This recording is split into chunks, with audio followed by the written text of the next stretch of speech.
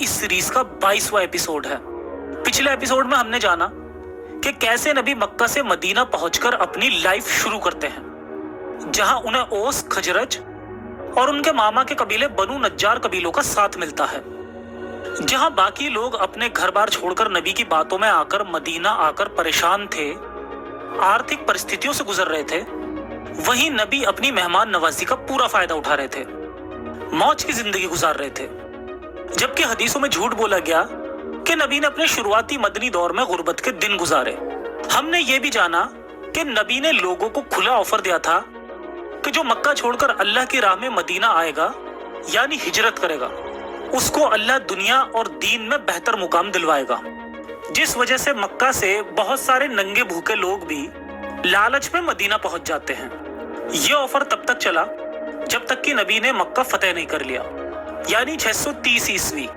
मतलब नबी ने अपनी फौज में मक्का के लोगों को जोड़ने के लिए ये ऑफर 8 साल तक रखा, ताकि मक्का के गद्दार लोग वहां से राज लेकर इनके पास हिजरत के बहाने आते रहें और नबी की फौज में शामिल होकर उनके लूटपाट के काम में उनका साथ देते रहें, जिसमें वो पूरी तरह सफल भी हुए। खैर, वापस आते हैं नबी के मदीना के शुरुआती दौर में। जैसे कि हमने जाना था कि नबी यहाँ रहते हुए खुद तो आराम की जिंदगी जी रहे थे, लेकिन बाकी मुहाजिर लोग बार बार इनके पास आकर अपनी गुर्बत की बात करते और इनसे सॉल्यूशन पूछते, जिसके जवाब में नबी केवल कुरान में बेकार की आयतें करते और बताते कि तुम्हारे पास अल्लाह ने एक नबी भेजा है और अल्लाह से डरो। इसके अलावा इस्लाम में जो हमें दूसरे अब्राहमिक रिलीजन्स या अदर रिलीजन से जो कॉपी हुई कहानियां मिलती हैं, वो ज्यादातर इसी दौरान लिखी गईं। यही वो दौर था जब नबी इस्लाम लिख रहे थे और पुराने नबियों के किस्से लोगों को सुनाते थे और उन्हें आयतों में भी जोड़ते थे, क्योंकि इसके बाद वैसे भी ये लूटपाट और जंगों में बिजी होने वाले थे। नबी ने शायद सोचा था कि इस तरह अपने भक्तों को ज्ञान बांटकर वो अपनी जिंदगी मजे से गुजार लेंगे। जैसे कि आज भी हम देखते हैं कि बड़े बड़े बाबा लोग सिर्फ ज्ञान देकर और झूठी भविष्यवाणियां देकर, जिनमें कभी कभी तुक्के लग जाते हैं, लोगों को अपना भक्त बना लेते हैं और पूरी लाइफ मजे से काटकर निकल जाते हैं। लेकिन यह सिचुएशन अलग थी। मदीना के हालात लगातार गिरते जा रहे थे और अब इससे पहले कि लोगों का भरोसा उन पर से उठ जाता, उन्होंने आखिरकार एक सॉल्यूशन दिया, जिससे हिजरत करके आए कुछ लोगों को सहारा मिला।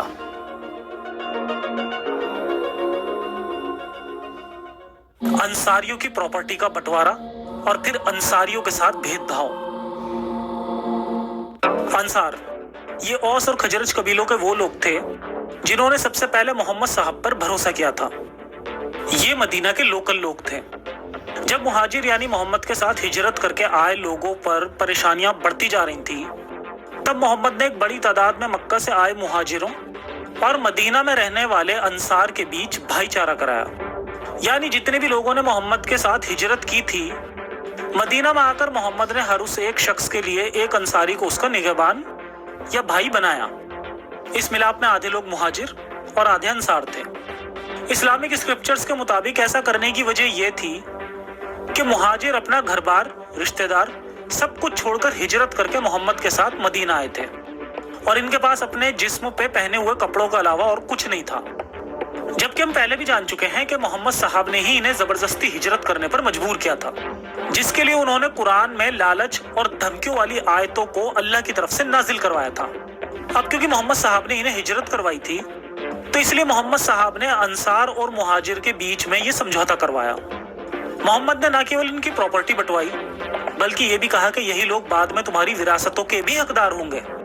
ये पूरा वाकया हिजरत के शुरुआती पहले साल का है। इसके कुछ वक्त बाद कुरान में एक आयत नाजिल होती है, जिससे पता चलता है कि विरासत का ये हुक्म जब तक चला कि बद्र की लड़ाई ना हो गई, जो कि मुसलमानों और मुशरिकों के बीच सबसे बड़ा पहला गजवा था।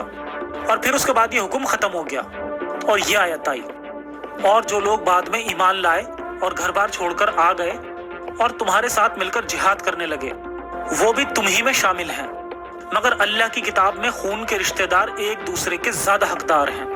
यकीनन अल्लाह हर चीज को जानता है। असल में आयत बहुत बाद में नाजिल हुई थी। इस बीच मोहम्मद की सेना को लूट करने की इजाजत और जिहाद करने की इजाजत दोनों मिल चुकी थी, और मुहाजिरों के रिश्तेदार जो अभी तक हिजरत करके मदीना नहीं आए थे, वो भी हिजरत कर लेते हैं और फिर ये विरासत का हुक्म खत्म हो जाता है।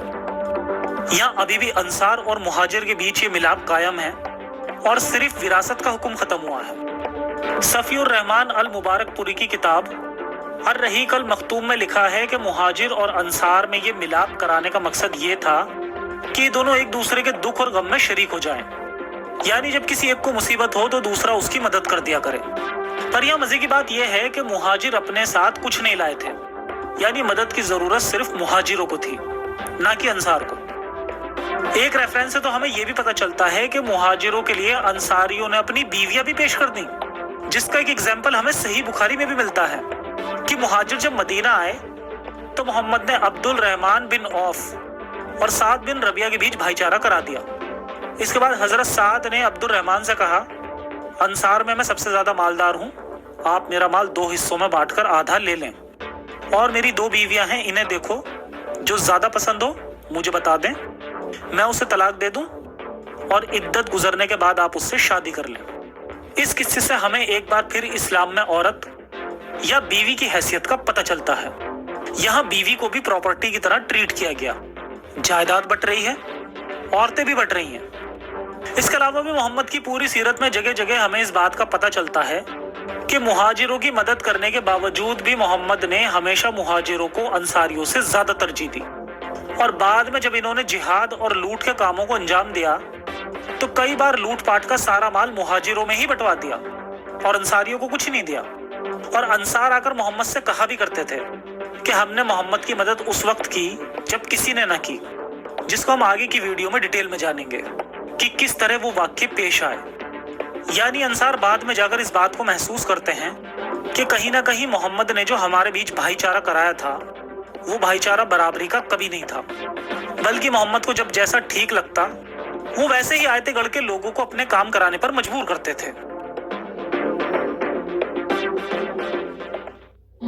जिहाद और लूट की आयतों का आना।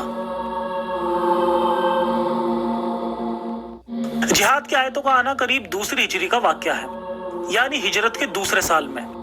इनके आने की वजह यह थी कि भले ही मोहम्मद ने अंसार की प्रॉपर्टी मुहाजिरों में बंटवा दी हो, लेकिन आर्थिक संकट अभी भी था, क्योंकि केवल मोहम्मद के साथ मक्का से आए मुहाजिरों को ही अंसार की प्रॉपर्टी मिली थी और बाकी का हिजरत किए लोग अभी भी गरीबी और तंगहाली में जिंदगी गुजार रहे थे, जिसका दूसरा सॉल्यूशन नबी पाक ने जिहाद की आयतों में दिया था। मोहम्मद साहब ने जिहाद और लूटपाट वाली आयतों को अल्लाह से नाजिल करवा लिया, और इसके बाद इन्होंने अपनी आर्थिक जरूरतों को पूरा करने के लिए भी इसी तरह लूट के कामों को अंजाम दिया।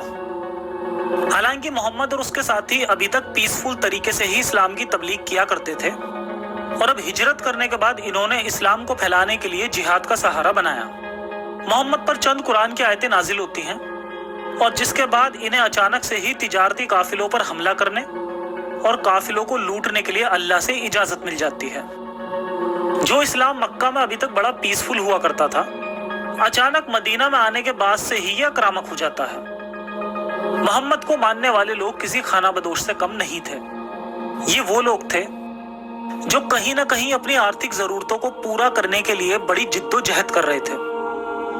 जब इंसान इस तरह की मानसिक स्थिति में होता है तो उसे मैनिपुलेट करना आसान हो जाता है, और इस्लाम तो शुरू से ही गरीबों और गुलामों का मजहब रहा है। मक्का में इस्लाम कबूल करने वाले ज्यादातर लोग गुलाम ही थे। फिर मदीना वालों ने भी इस्लाम इसीलिए कबूल किया क्योंकि वो मदीना में रहने वाले यहूदियों से कहीं ना कहीं अपने आप को पिछड़ा हुआ महसूस करते थे। इन्हें भी जरूरत थी एक नबी की जो इनको इन सब चीजों से निजात देता।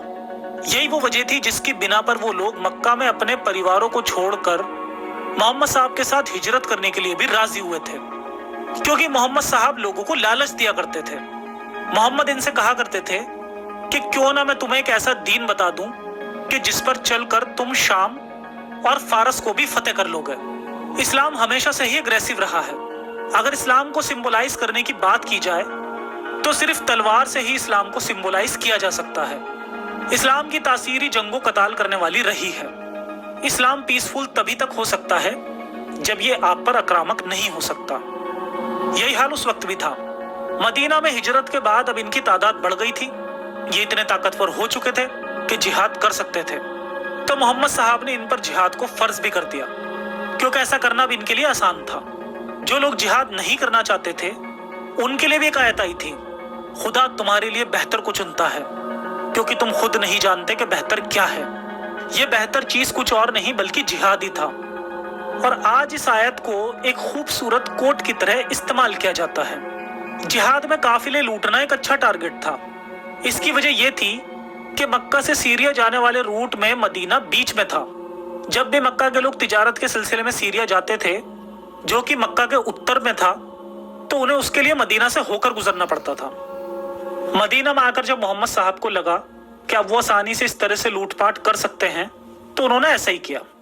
और ऐसा सिर्फ मैं नहीं कह रहा, एग्जैक्टली यही बात खुद इस्लामी किताबों में भी मिलती है। सीरत हल्बिया में आता है कि रसूल अल्लाह ने मदीना में कई साल तक बिना जंग, बिना कत्लो किताल के इस्लाम की तरफ तबलीग करते रहे। हालांकि मक्का में अरबी और मदीना में यहूदी मोहम्मद साहब और उनके साहबाओं से लड़ते रहे, और आप इन तकलीफों पर सब्र करते रहे और लोगों को डराते रहे, और अल्लाह अपनी आयतों में सब्र करने और आगे कामयाबी का वायदा फरमाता था। चुनाचे जब अन हजरात मक्का में थे तो आपके सहाबा आपके पास इस हालात में आते कि कुफ्फार के हाथों पड़कर जख्म खाए होते। तो इस हालत में आप ये देखकर इन्हें फरमाते कि सब्र करो क्योंकि मुझे अभी जंग करने का हुक्म नहीं दिया गया है। इतने किस्से को पढ़कर ऐसा लगता है कि अल्लाह के हुक्म से ही मुसलमान उस वक्त लोगों से लड़ने के लिए रुके हुए थे, मगर ऐसा पूरी तरह सच नहीं था। इस वाक्य की पोल तब खुलती है जब हम इससे आगे का किस्सा पढ़ते हैं, और इससे आगे के किस्से को जानकर ये साफ जाहिर होता है कि किस्सा रूहानी नहीं था। मुशरिकों को मुसलमानों से किस तरह सलूक करना है ये डिसाइड ही इस बात से होता था कि मौजूदा हालात में मुसलमानों की तादाद कितनी है। सीरत हल्बिया में आगे आता है कि जंग की इजाजत की वजह यह थी कि मक्का में रहने वाले मुसलमानों की तादाद बहुत कम थी और ये उस वक्त एक बहुत छोटी जमात थी। फिर हिजरत के बाद मुसलमानों की तादाद और कुव्वत बढ़ती गई और वो एक ताकतवर फिरका बन गए। इसके साथ ही मुसलमानों के दिलों में मोहम्मद के लिए जगह उनके बाप दादाओं और उनकी औलादों और बीवियों से भी ज्यादा बस गई। और फिर वहीं दूसरी तरफ मक्का वाले मोहम्मद साहब को एक झूठा नबी करार देने पर टिके रहे। तो इसके बाद मोहम्मद साहब ने अपने सहाबा को मुशरिकों से जंग की इजाजत अता फरमाई। यानी ये सारा वाकया उस वक्त मोहम्मद के सहाबा की तादाद पर निर्भर करता था। जब ये कम तादाद में थे तो पीसफुल तरीके से इस्लाम की तबलीग करते थे, और जब ये एक बड़ी जमात बन गई तब ये अचानक ही लोगों के ऊपर जिहाद छेड़ दिया करते थे। यानी अगर इनकी तादाद मक्का में ही बढ़ जाती तो उसी वक्त जिहाद की आयतें नाजिल हो जाती। खैर, मदीना में ऐसी कई सारी आयतें अलग अलग मौकों पर नाजिल हुई जिसमें मुसलमानों को अब जिहाद करने का हुक्म दिया गया। अब उस आयत को पढ़ते हैं जो जिहाद के सिलसिले में कुरान में सबसे पहले नाजिल हुई। कुरान सूरह अल हज, जिसमें आता है, इजाजत दे दी गई उन लोगों को जिनके खिलाफ जंग की जा रही है क्योंकि उन पर जुल्म किया गया है, और अल्लाह यकीनन उनकी मदद की कुदरत रखता है। यानी ये पहली आयत थी जिसके बाद जिहाद शुरू हुआ और फिर लूटपाट के काम को अंजाम दिया गया। इस आयत पर मौलाना मौदूदी और बाकी तमाम की तफसीर पढ़ के पता चलता है कि यहाँ इस आयत के जरिए मुसलमानों को डायरेक्ट जिहाद करने से पहले चोरी छुपे धोखे से काफिलों पर हमला करने की इजाजत ही दी गई है जिससे लूटपाट के काम को अंजाम दे सके। इसके बाद मदीना में जंगो जिहाद करने की आयतें भी नाजिल हुई जिसे हम उनके इवेंट्स के साथ आगे समझेंगे। खैर, सूरत हज की इस आयत के बारे में सीरत हल्बिया में भी आता है जिससे लड़ाई की आयतों का आने का असल मकसद और क्लियर हो जाता है, और वो है लूटपाट करना और इस्लाम फैलाना। सीरत हल्बिया के मुताबिक उलेमाओं ने कहा कि जंग के सिलसिले में ये पहली आयत है जो मोहम्मद पर नाजिल हुई, और जब ये आयत नाजिल हुई तो अन हजरात ने मुसलमानों को इसकी इत्तला इन अल्फाज में दी, मुझे हुक्म दिया गया है कि लोगों से इस वक्त तक जंग करूं जब तक कि वो ला इलाहा इल्लल्लाह ना कह दें। एक रिवायत में ये अल्फाज है कि जब तक वो इस बात की गवाही ना दें कि अल्लाह के सिवा कोई माबूद नहीं और मैं अल्लाह का रसूल हूँ। जब वो ये कलमा कह देंगे तब अपने आप को और अपने माल को मुझसे महफूज कर लेंगे। खैर, यहाँ लूटपाट का एक बहुत बड़ा खुलासा निकलता है क्योंकि यहाँ कुरान की ये आयत, उसकी तफसीर और तारीख की इस किताब में उसके शान नुज़ूल को पढ़कर ये बात क्लियर हो जाती है कि यहाँ अल्लाह न सिर्फ जंग मैदान में बल्कि लूटपाट के लिए भी आयतें नाजिल करवा रहा है और लोगों को इस बात के लिए उकसा रहा है कि वो लूटपाट करें। लूट का माल मोहम्मद पर हलाल। अब कुछ इंटरेस्टिंग जानते हैं। कई सही हदीसों से हमें पता चलता है कि लूटपाट का काम, यानी यूं कहें कि डकैती करना, ये वो अपराध था जो कि एक नबी के तौर पर मोहम्मद साहब ने सबसे पहले शुरू किया।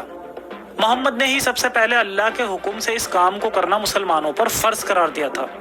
इससे पहले लोग इस काम से बचते थे और इसे खुद पर हराम समझते थे, या ऐसा होता भी था तो इसे अपराध ही समझा जाता था, क्योंकि खुल्लम खुल्ला डकैती ही थी, जो कि इस्लाम के आने के बाद मुसलमानों के लिए पूरी तरह से हलाल भी हो गई और इसको करने का सवाब भी अल्लाह की तरफ से मिलता था। इसके ताल्लुक से कई हदीसें भी हैं, जिनमें से एक इस तरह है।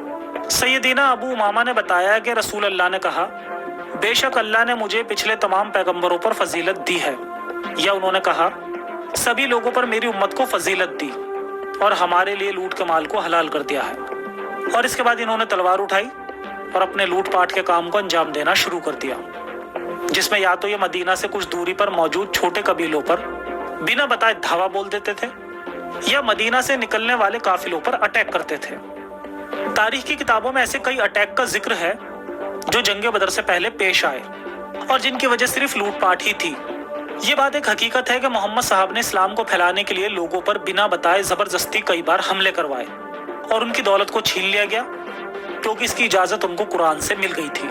फिर इसके बाद मोहम्मद साहब ने इन्हें काफिलों पर भी लूटपाट करने का हुक्म दिया। मोहम्मद साहब के कुछ जासूस भी थे जो उन्हें मक्का से सीरिया जाने वाले काफिलों की खबर देते थे, जो खबर पाकर मोहम्मद तुरंत अपने चंद साथियों को भेजकर उन्हें लूटने का हुक्म देते हैं। ये काफिले तिजारत के सिलसिले में मक्का से निकलकर सीरिया और इराक जाया करते थे। इनको ऐसे मौकों पर नबी की सेना पूरी तरह से लूट लेती थी, या तो काफिलों के तमाम लोगों को कत्ल कर देती थी, या फिर काफिलों के माल लूटने के बाद इन्हें कभी कभी बंदी भी बना लेती थी और इन्हें बंदी बनाकर मक्का वालों से फिदिये की मांग करते थे, यानी फिरौती की, और फिर फिरौती पाकर ही इन्हें छोड़ा करते थे। इन लूटपाट के कामों में मोहम्मद साहब के सबसे बड़े सपोर्टर अंसार थे, यानी मदीना में रहने वाले मुसलमान। मोहम्मद साहब जिहाद के मामले में अंसार को हमेशा मुहाजिरीन से आगे रखते थे, क्योंकि इनकी तादाद ज्यादा थी। इसी के साथ तबकात इब्ने साद की एक रिवायत से पता चलता है कि अंसार के लोगों ने मोहम्मद के लिए तलवार उठाई, जबकि इसके पहले इन्होंने कभी किसी से जंग नहीं की थी। ऐन मुमकिन है कि अंसार के इस तरह से लूटपाट करते देखते हुए और भी लोगों ने लूट के काम में अपना हाथ बटाना शुरू कर दिया, क्योंकि यही वो वजह थी जिसकी बिना पर इन्होंने इस्लाम कबूल किया था। अंसार मदीना में इस्लाम आने से पहले छोटे तबके के लोग थे और वो यहाँ मजदूरी जैसे काम किया करते थे, और वहीं यहूदी माली एतबार से इनसे काफी आगे थे। इस्लाम कबूल करने की वजह यही थी कि नबी के साथ मिलकर लोगों से जिहाद करेंगे और लोगों को लूटेंगे।